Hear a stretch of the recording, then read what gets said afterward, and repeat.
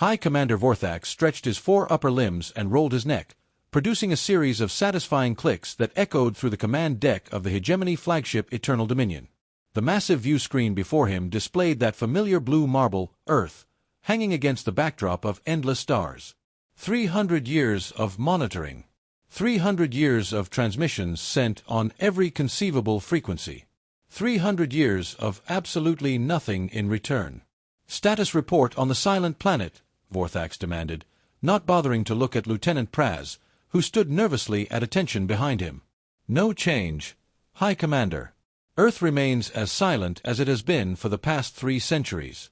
Our probes detect their primitive communications, but they've never once acknowledged our presence. Vorthax snorted. 97 worlds brought into the glorious embrace of the hegemony. 97 species now serving their rightful masters. And then this annoying little pebble. The High Commander tapped his control panel, bringing up holographic displays of Earth's major cities, satellite networks, and defense systems. To any hegemony citizen, they would appear laughably primitive. Projectile weapons, radio waves, combustion engines. The hegemony had moved beyond such technologies millennia ago. You know what the most infuriating part is, Lieutenant? They can clearly hear us. Their instruments have detected our signals. We've confirmed this. They simply choose not to respond. Lieutenant Praz shifted uncomfortably. Perhaps they are simply too primitive to understand, sir. Vorthax whirled around, his facial membranes flaring in annoyance. Primitive? Yes. Stupid? No. He gestured dismissively at the blue planet. They're like a child hiding under blankets, thinking if they can't see us, we can't see them.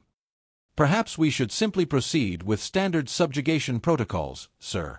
The Armada stands ready. Vorthax returned his gaze to Earth. No.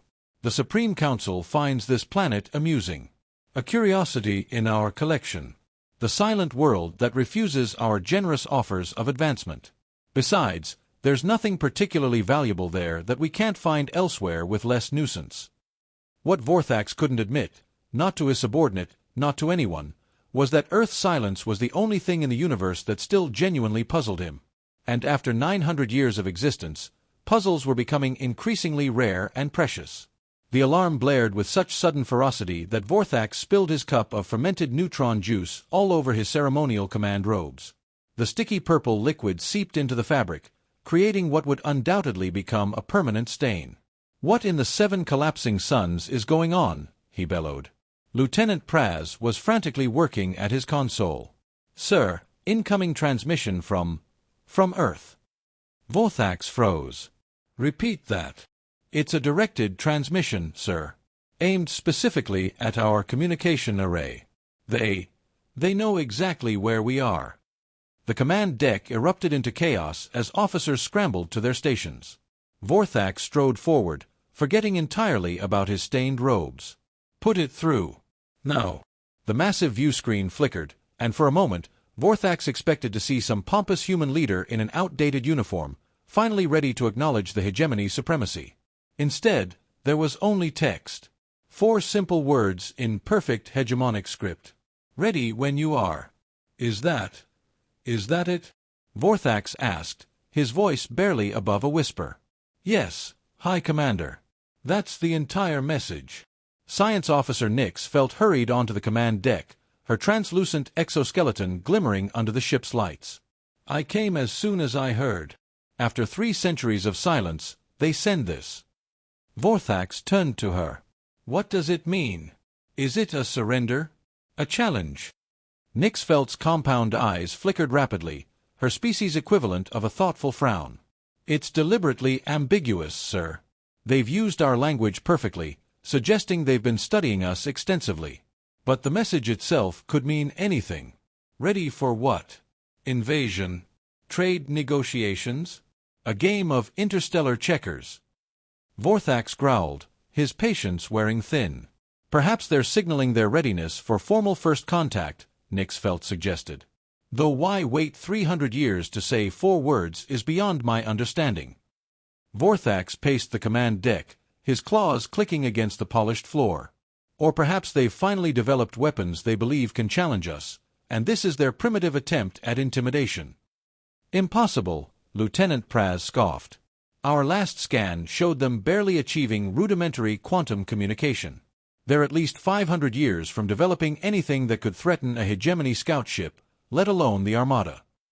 Then why break their silence now? Vorthax mused. And how did they learn our language so perfectly? After several moments of tense silence, Nixfelt spoke. There's only one way to find out, High Commander. We must go to Earth. Vorthax nodded slowly. Prepare my personal shuttle and a diplomatic delegation. And alert the Dreadnought Division. If this is some form of primitive challenge, we'll respond accordingly. And if it's a genuine invitation to peaceful contact? Nixfelt asked. Vorthax's mouth split into what passed for a smile in his species, a terrifying display of serrated teeth. Then we'll graciously accept. Right before we add Earth to our collection of subjugated worlds. Either way, their silence ends now. He turned to a team of maintenance drones. More polishing. I want to see my reflection in every surface of this ship. The humans may be primitive, but they'll still appreciate the difference between a merely spectacular warship and a truly awe-inspiring one.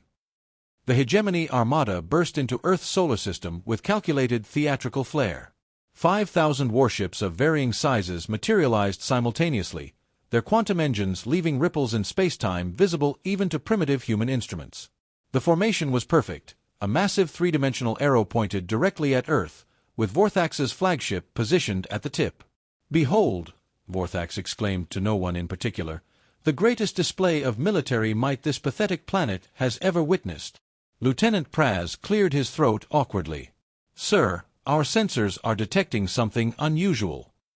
Unusual? Oh. Are they launching their primitive nuclear weapons? Activating some sort of planetary shield we didn't detect? No, sir. They're broadcasting a welcome message on all frequencies. And they've arranged their naval vessels in what appears to be a smiley face formation. A what? Vorthax rushed to the viewscreen, which zoomed in to show dozens of Earth's largest watercraft arranged in the unmistakable pattern of a simplistic smiling face. Nixfelt studied her readings with growing confusion. They've also prepared a landing zone, High Commander, in a place called New York Central Park. They've cleared civilians, set up what appears to be a stage with sound equipment, and are those refreshment stands? Vorthax's eye membranes flickered rapidly in disbelief. Let me hear this welcome message. The command deck speakers crackled to life with a cheerful human voice. Greetings, Galactic Hegemony vessels. Earth extends its warmest welcome to High Commander Vorthax and his delegation. We've prepared a reception area with appropriate accommodations for your various physiological needs. The Secretary General looks forward to meeting you personally. Oh, and we've prepared a selection of Earth's most popular snack foods for you to try. Our scientists analyzed your biological scans and believe you'll particularly enjoy something called hot dogs, though we assure you, no actual canines were harmed in their production. A stunned silence fell over the command deck. They know my name, Vorthax finally said, his voice uncharacteristically quiet. They know our biological composition. How? Nixfelt looked troubled. And they've arranged all this in the 12 hours since we received their transmission.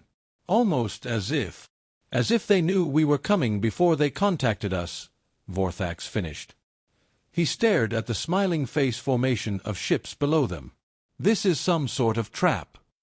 Our scans show no weapons beyond their standard naval armaments, Lieutenant Praz reported. Their most advanced defense systems are primitive missile interceptors and electromagnetic pulse generators. Nothing that could threaten even our smallest scout ship. Vorthax drummed his claws on the command console. So they welcome their conquerors with refreshments and entertainment? Either they're fools, or they're playing some game I don't yet understand. His posture straightened. Well, no matter. We'll accept their hospitality while assessing their resources. Prepare my shuttle and a security detail. You're still going down there? Nixfelt asked, surprise evident in her voice. Of course, Vorthax said, his mouth stretching into his terrifying approximation of a smile. I'm curious about these hot dogs. And I want to see the looks on their faces when I inform them of their new status as subjects of the hegemony. Besides, He gestured to the massive armada surrounding them. What could possibly go wrong? The United Nations headquarters had been redecorated for the occasion. Gone were the familiar emblems of Earth's nations, replaced with a single unified Earth flag, a simple blue sphere on a black background. The General Assembly Hall had been modified to accommodate various alien physiologies, with special seating for the four-armed hegemony delegates and atmospheric regulators for those requiring different breathing mixtures. Vorthax sat across from Secretary-General Amara Okafor, a tall woman with close-cropped silver hair and piercing eyes that hadn't stopped studying him since his arrival. On either side of her sat what humans called their unified delegation, scientists, military leaders, and diplomats from various regions. I must say, Vorthax began, setting down what was indeed a surprisingly palatable hot dog, your hospitality is commendable. Most species tremble or fire ineffectual weapons when we arrive. We're not most species, Okafor replied with a pleasant smile that somehow didn't reach her eyes. Indeed. Most species also respond when we spend 3 centuries trying to contact them. At this, Dr. Jackson Tate, the delegation's lead scientist, chuckled. Ah yes, about that. We've been meaning to address our prolonged silence. Vorthax leaned forward. Please do. Okafor nodded to someone in the back of the room, and the lights dimmed slightly. A holographic display, crude by hegemony standards, but surprisingly functional, appeared between them.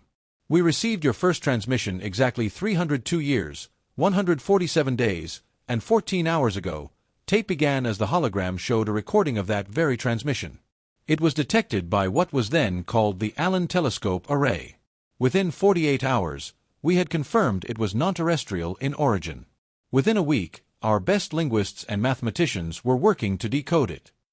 Yet you never responded, Vorthax said, trying to keep the irritation from his voice.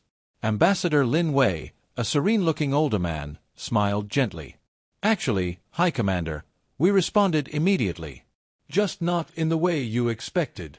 The hologram shifted to show historical footage of Earth's governments meeting in emergency sessions, followed by rapid technological development, satellites being modified, new research facilities being built.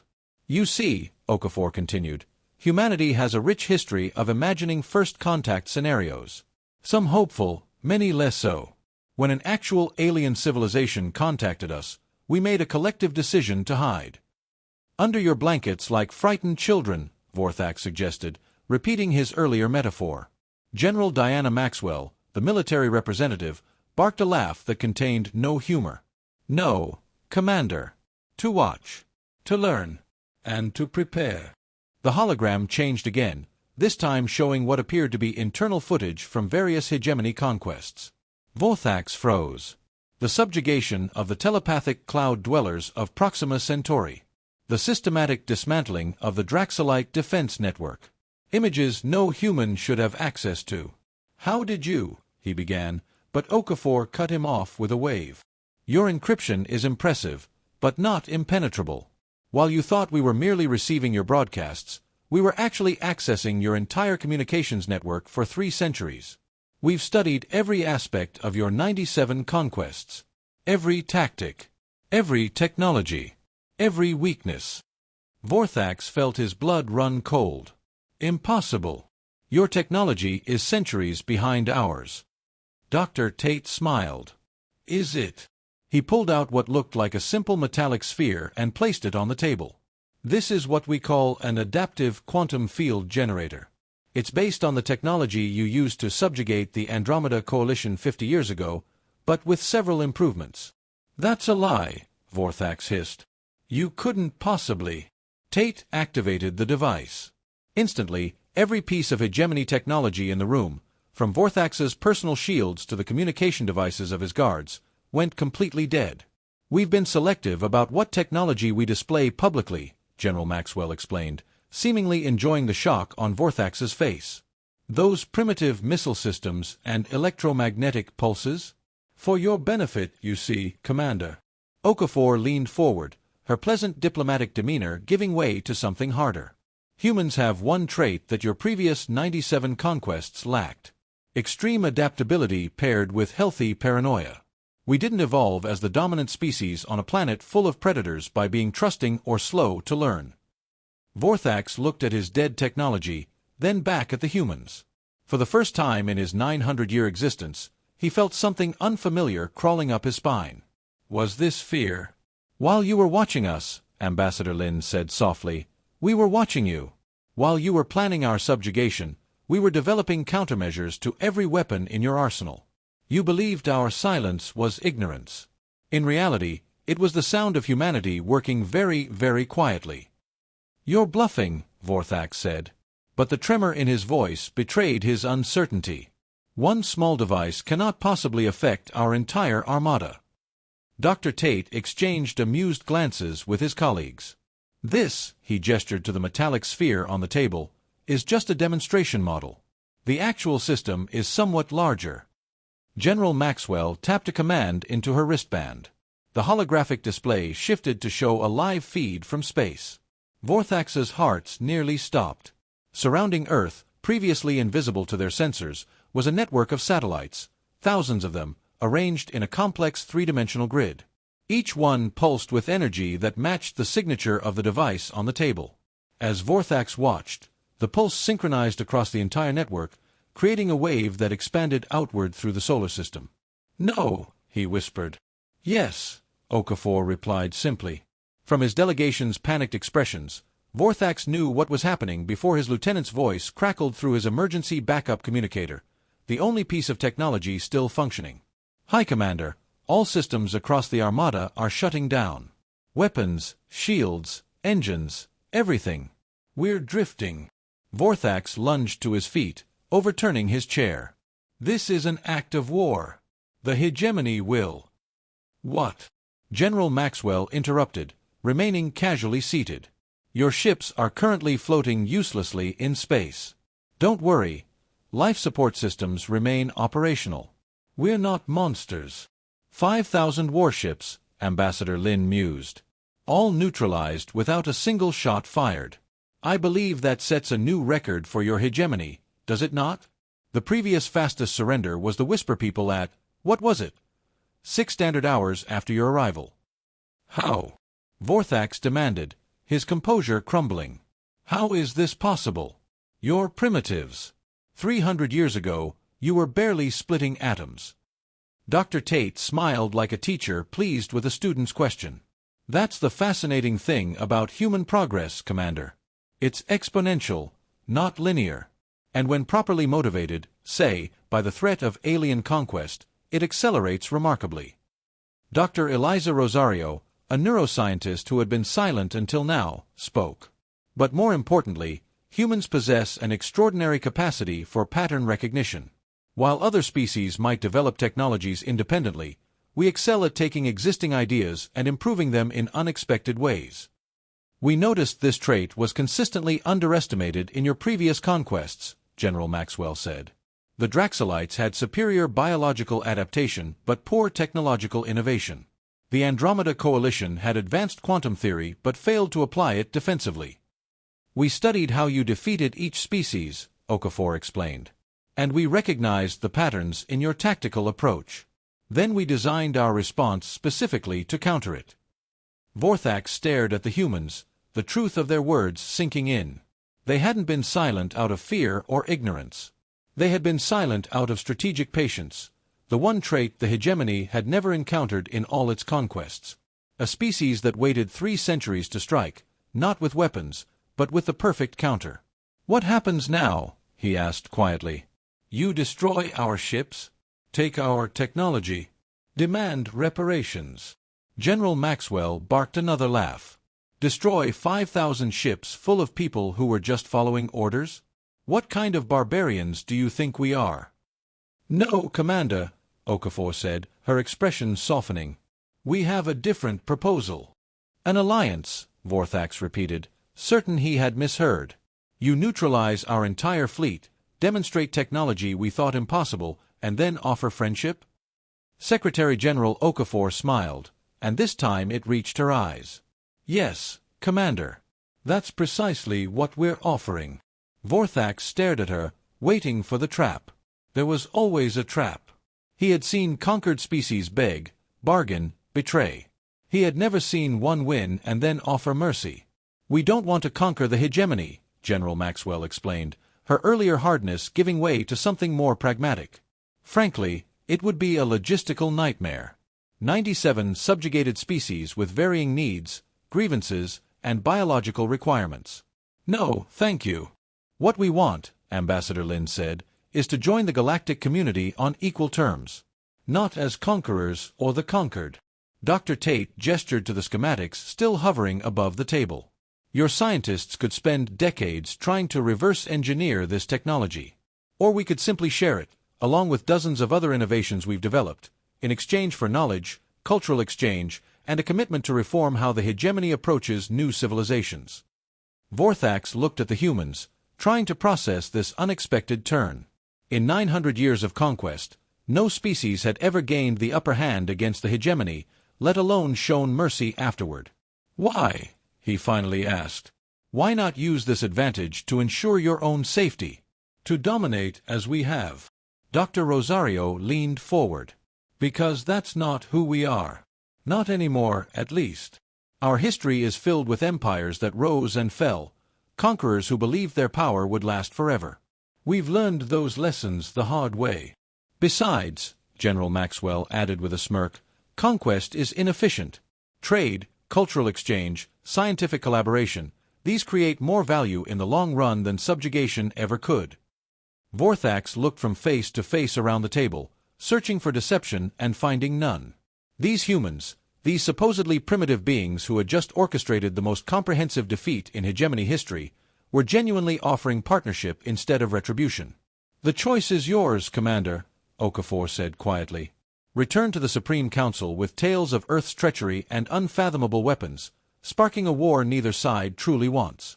Or return as the architect of the most significant diplomatic achievement in hegemony history, an alliance with a species unlike any you've encountered before.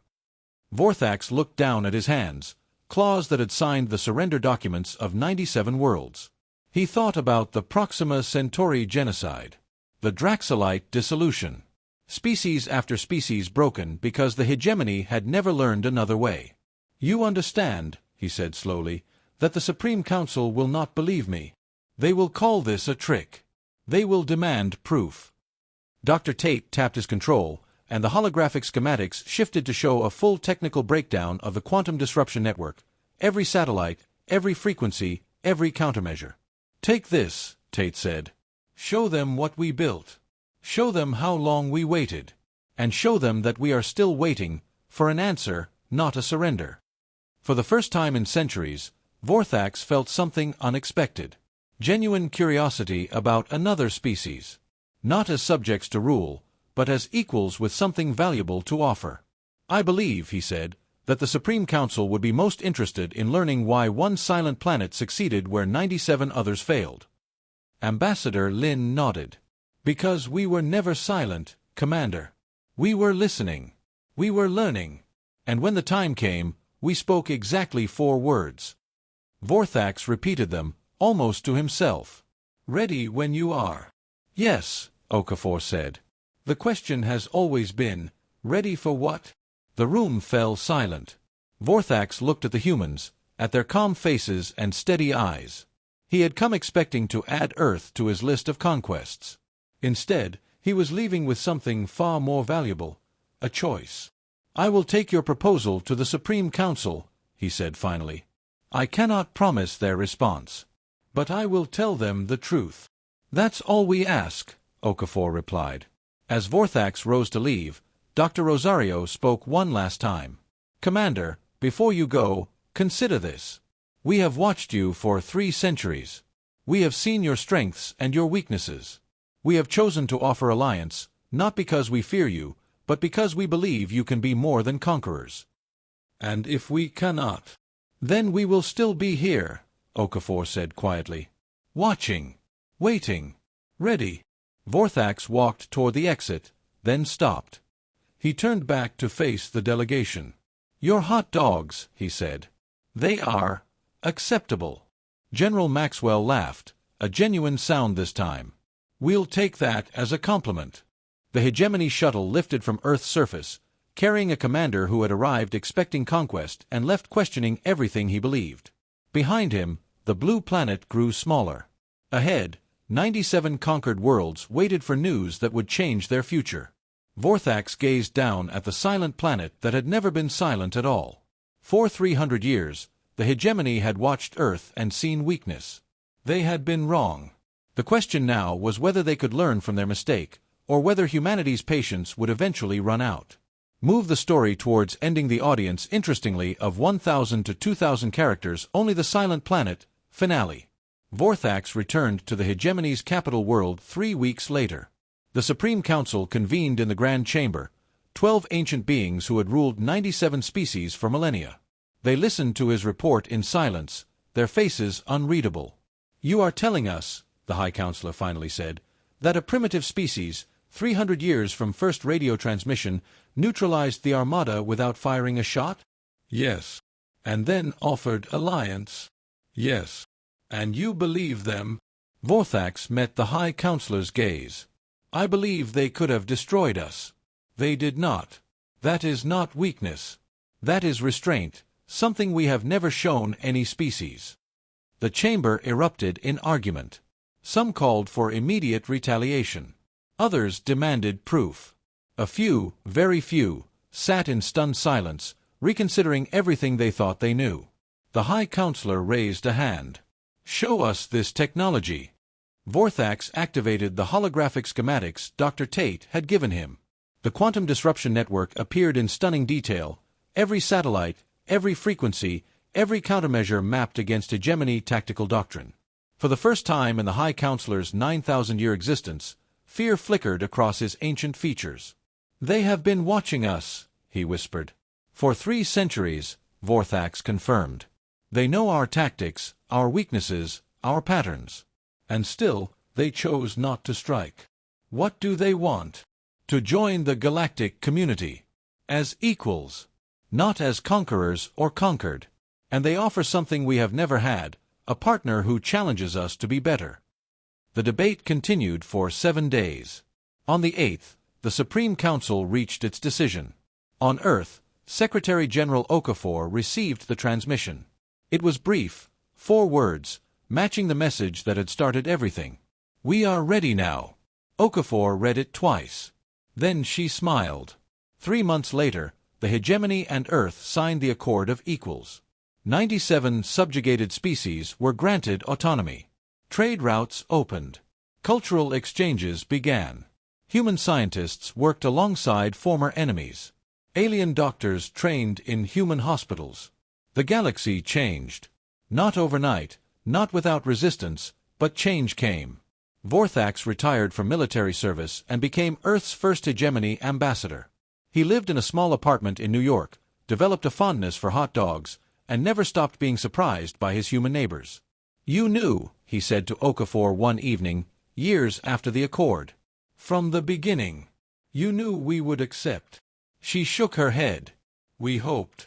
We prepared for the worst. But we never knew. And if we had refused, if the Supreme Council had chosen war."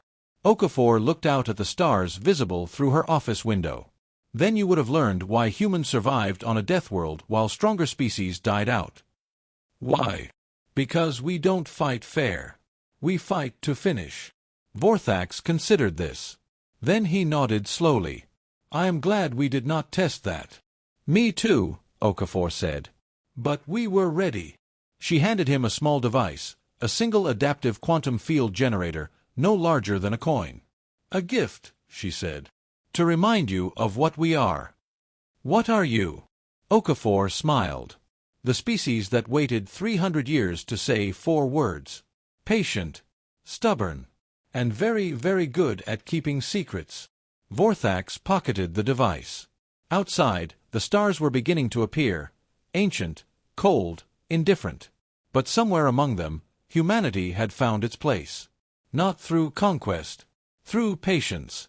And that, the hegemony learned, was the most dangerous weapon of all. 10 years after the Accord of Equals, the hegemony's capital world hosted a ceremony unlike any in its history. Not a conquest celebration. A joint research symposium. Human and hegemony scientists stood side by side, presenting discoveries that would have been impossible without collaboration. High Commander Vorthax, now Ambassador Vorthax, sat in the front row. His ceremonial robes no longer bore the symbols of conquest. Instead, a small blue pin rested above his heart, Earth's flag. Secretary-General Amara Okafor had retired to a small coastal town on Earth. She received the symposium's highlights via transmission, watched from her garden as the sun set over the ocean. Her work was done. Dr. Jackson Tate had opened an interstellar university on a neutral world. Students from 100 species attended, learning not just science, but the history of humanity's 3-century silence. The story became required reading. General Diana Maxwell had written a book, The Waiting War: How Patience Defeated an Empire. It became a bestseller across the galaxy, not because it celebrated violence, but because it celebrated restraint. Ambassador Lin Wei had negotiated the release of the last hegemony-held political prisoners, beings who had been conquered centuries ago and never forgotten their homes. He watched them return to their worlds with tears in his eyes. Dr. Eliza Rosario had been right. The hegemony wasn't evil, just stagnant. The Alliance had forced it to change, to grow, to become something new. The conquered worlds were free. Not all chose independence. Some remained with the hegemony by choice, a decision that would have been unthinkable before Earth. Vorthax stood at the observation deck of the Eternal Dominion, now a museum ship, open to all species. The vessel that had once led invasions now welcomed visitors. Children ran through corridors where soldiers once marched. At the entrance, a plaque bore the 4 words that had ended 3 centuries of silence. Ready when you are. Below it, smaller text, humanity's silence was not fear. It was the most patient declaration of strength the galaxy has ever seen.